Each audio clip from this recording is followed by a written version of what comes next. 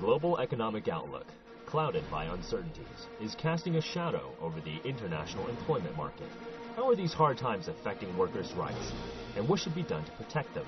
Join us this week as Ma Hongtao sits down with Guy Ryder, Director General of the International Labor Organization, only on Biz Talk.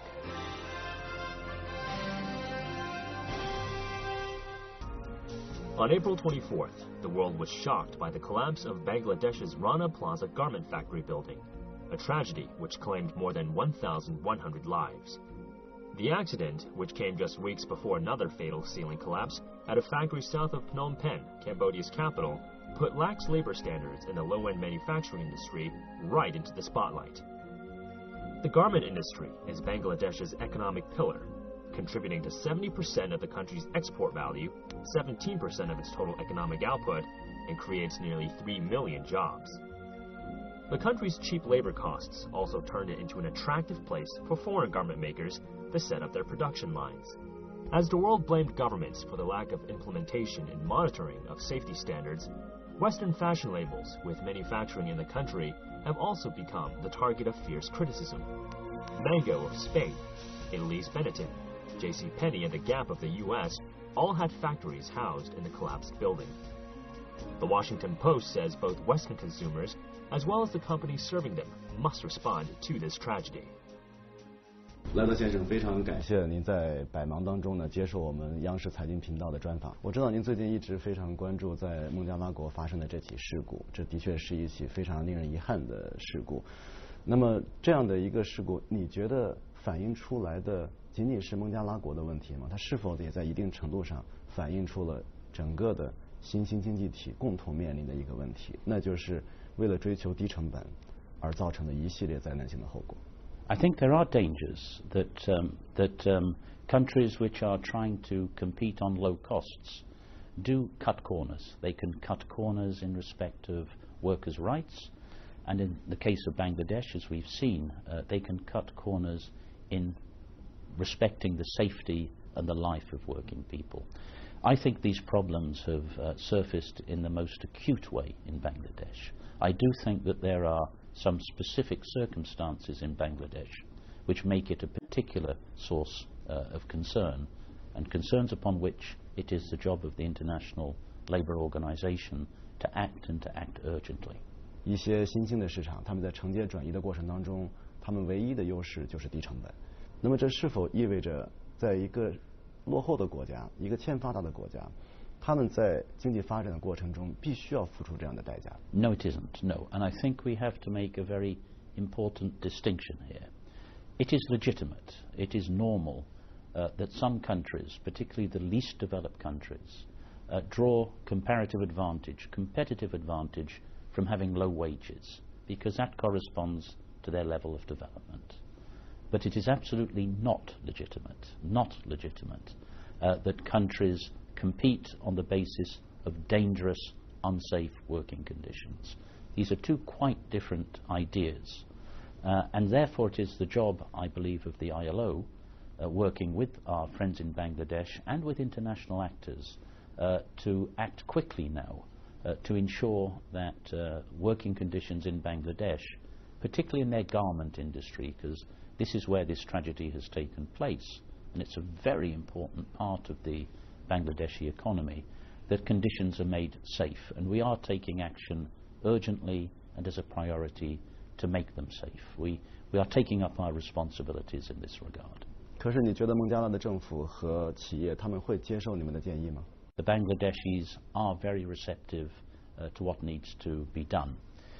The basics of our action are firstly to ensure that labour legislation corresponds to the standards set by the ILO.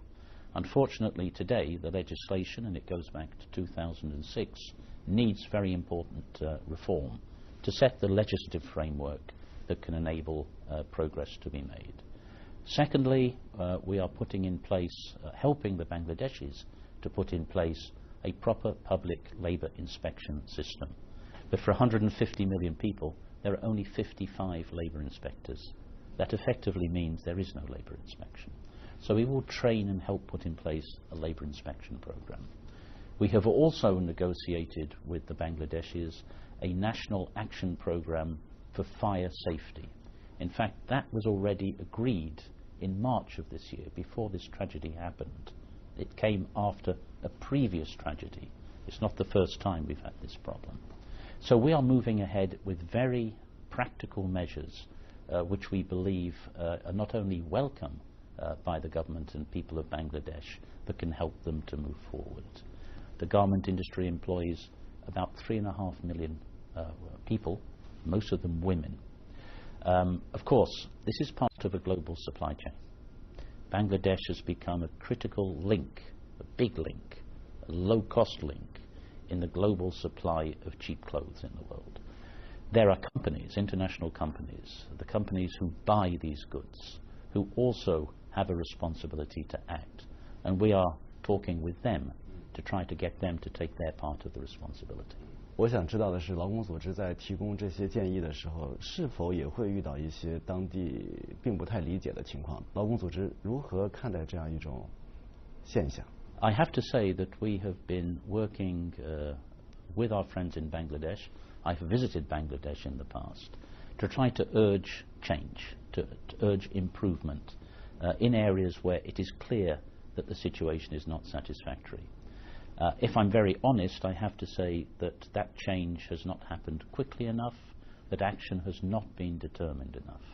The government itself has said to me, since the tragedy that took place, that there are conditions of what they describe as impunity in the labour market, that rules are not followed, that laws are not applied, and they recognise that this must change.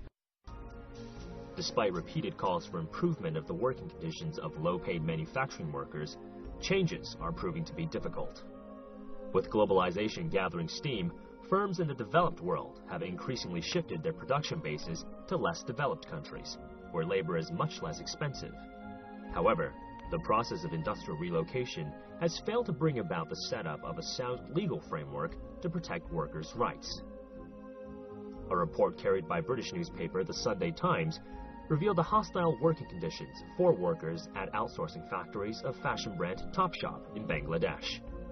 This sort of capitalist exploitation even happens in the developed world, where some firms are taking advantage of illegal immigrants who have little say about their rights. The Emmy Award-winning 2007 documentary Made in LA follows the story of 3 Latina immigrants working in Los Angeles' garment sweatshops in their 3-year odyssey to win basic labor protections from a trendy clothing retailer. What can be done to better protect workers' dignity and keep their hopes alive? 我非常好奇的是，劳工组织是一个什么样的一个机制？为什么这样的一个组织可以跟各国政府进行一个深入的合作，以至于达到双方解决问题的一个效果？ Well, the ILO particularly can help in different ways to help governments which are tackling these questions. One of the most important things that we can do is to share international experience with China. Our organization has 185 countries in membership all around the world. Advanced industrial countries, least developed countries, everybody. Now, I never believe that we should think that a model can be imported to one country from another country. You cannot transplant national experience. But I think you can always learn from national experiences. 我知道国际劳工组织早在1999年14年之前提出一个概念，这个概念叫做体面劳动。我想请问莱德先生的是，你觉得中国工人目前的一个工作现状是否已经达到了您所描述的体面劳动这样的一个目标呢？距离这个目标还有多远？ Yeah, as you said, in 1999, my predecessor, Mr. Somavia, who ran the organization, established this idea of decent work. That is, work which offers a job to everybody for decent pay, where your rights are respected, where social protection is provided, and where problems are resolved by dialogue, by people sitting together and negotiating solutions. Now, this decent work agenda, I think, has gained tremendous acceptance around the world. It's a concept which people identify with. You can talk to ordinary people in the street. This responds to what they want in their lives. But in addition, it's beginning to be integrated into national policy agenda. And I think all of us understand it's true in China, but it's true in all of the other countries of the world, that decent work is not something that we have obtained already today. It's something we have decided to work towards. Many countries are making progress. Other countries are experiencing severe difficulties, and the crisis and the unemployment it has brought has made things really difficult. There are new challenges, but I'm highly encouraged by the direction that things are moving in China, and my visit has confirmed my optimism. Over the past decade, China's higher education has seen a rapid growth in enrollment. But the number of university and college graduates has outpaced job creation, which has led to a mismatch between skills and vacancies, as well as a rough start into the professional life for many graduates. The situation seems to have worsened in 2013. Official data shows that nearly 7 million graduates are leaving college campuses and pouring into the job market, triggering fierce competition. Remarks such as, "This is the hardest year ever for grads," have become a common complaint on cyberspace. In contrast, the manufacturing industry is experiencing a shortage of workers, which is giving persistent headaches for many business owners. Migrant workers have been a strong force behind China's economic miracle over the past decade. But rising consumer prices in recent years have made salary paid in the manufacturing sector less competitive, and thus jobs less attractive.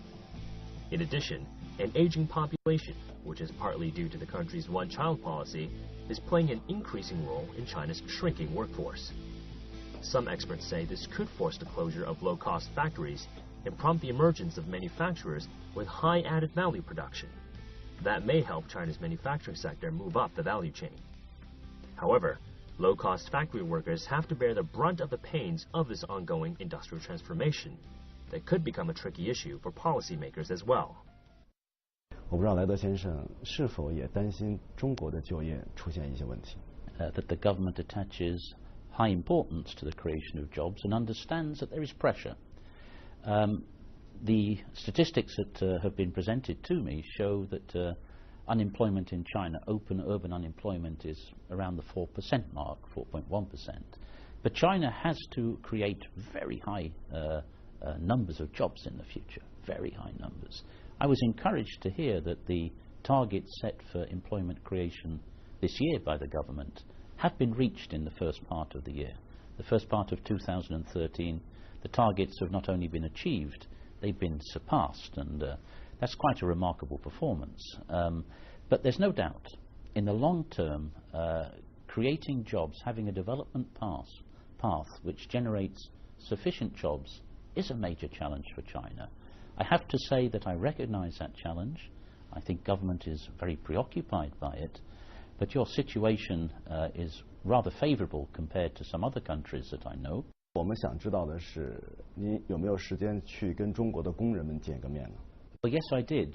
In addition to all of the official meetings that we've had over the last 3 days, yesterday I visited a job service center in Haidian district of Beijing.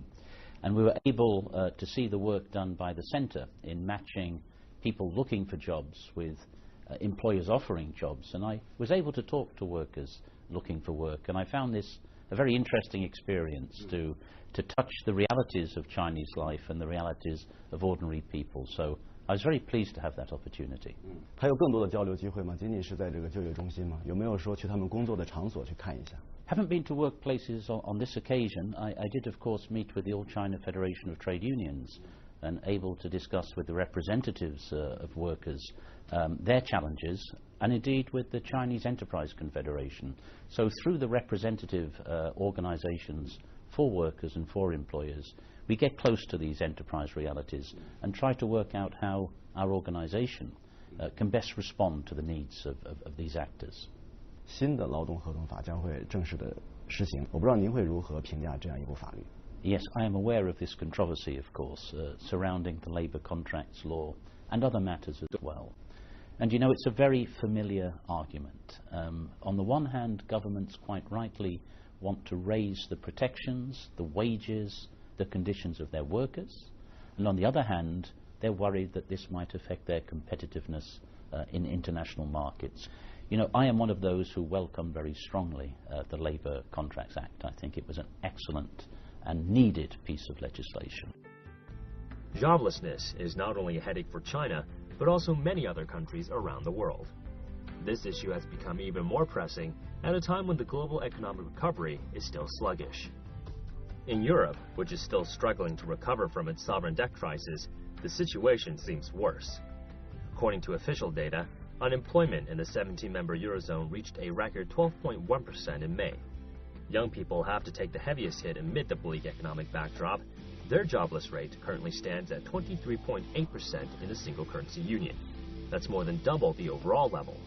In Greece and Spain, more than half of the youth population is without a job. Some experts also warn the high levels of unemployed youth leads to less tax income and a drop in domestic consumption, factors which are at the core of a country's economic vitality.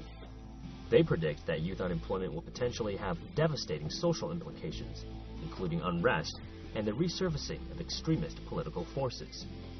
Now governments are alarmed. At the end of last month, the heads of governments in the EU agreed to kick off a €6 billion program to tackle youth unemployment, provide more training and internships to young job seekers. 一些国家采取了一些紧缩政策的时候呢，就有很多工人组织起来罢工，这个罢工的规模还非常的大。那么在这个时候，劳工组织选择站在哪一方？支持政府的紧缩政策呢，还是支持工人们的罢工的选择？ Sometimes there are very difficult discussions. I agree with you on that. I don't think that there is necessarily a dilemma or a contradiction between the rights and interests of workers and development. I think often they go together. I think they go together very frequently.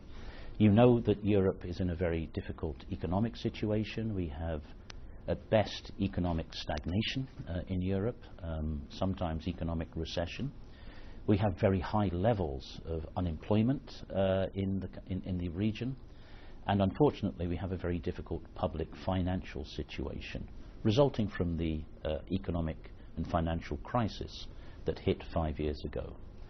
Now, European governments, and I think everybody recognizes this, is now faced with a situation where they have to try to get their economies growing again, they have to create jobs, and at the same time they have to restore order to their public finances.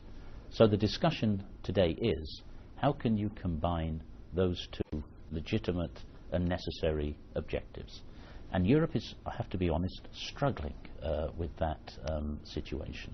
但是目前的财政状况，他们又没有办法来保证工人们继续享有过去的福利，所以对他们来说，这似乎也是一个迫不得已所采取的措施。It really is a difficult situation, and you're right to point to the social tensions. People often worry very much if Europe is arriving to a situation at which social stability is threatened. And if I give you an example, in Greece, for example, which is at the very center of this crisis, and in Spain, you have nearly 60% of people under 25 who don't have a job. If you're a young person in Spain or in Greece, it is more probable that you are unemployed than employed. And the problem is these people see no future. They see no future for themselves. So youth unemployment is an absolute priority. At the same time, social welfare systems are coming under pressure because governments are trying to reduce spending, and obviously that leads them to look at welfare spending. But I think we have to be very careful not to draw the wrong conclusions. Everybody wants social protection systems to be efficient. They want them to do their jobs. But social welfare spending was not at the origin of this crisis. This crisis was not caused by excessive spending on welfare. The consequence of the crisis is that these systems are under pressure. I think people need to be very careful about the danger of the social model of welfare being damaged by this process.